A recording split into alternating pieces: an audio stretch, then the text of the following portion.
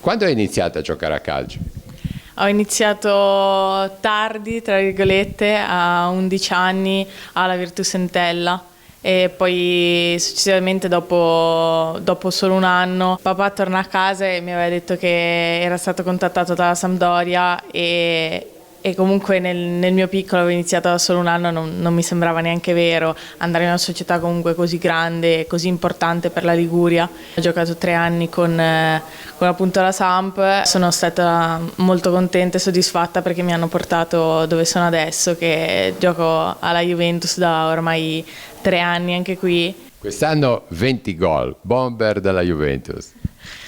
Sì, quest'anno infatti avevamo una grande squadra perché sono sicura che se non avessi avuto la squadra che avevo quest'anno e le compagne di quest'anno è molto difficile ripetersi perché è anche grazie a loro se io segno. Il ruolo un pochino il papà e la mamma, i nonni.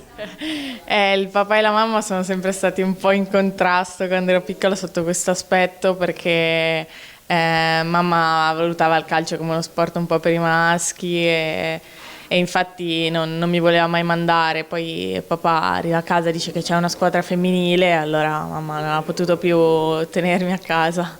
È un esempio anche per tanti ragazzi e ragazze, bambine e bambine, di credere in quello che vogliono fare, quindi non bisogna per forza andare in nazionale, però ci si può anche arrivare. Quindi questo è un messaggio che volevo dare oggi, diamo riconoscimento a Eleonora per essere una nostra concittadina, una stella casarzese come mi piace dire, ma è anche un messaggio per tutti.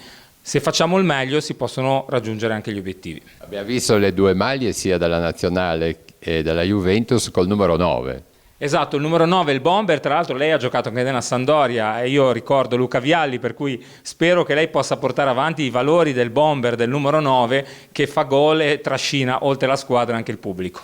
Allora, facciamo in bocca al lupo per la prossima stagione. In bocca al lupo Eleonora e grazie e spero di rivederti ancora su altri e grandi successi che ti meriti. Grazie mille.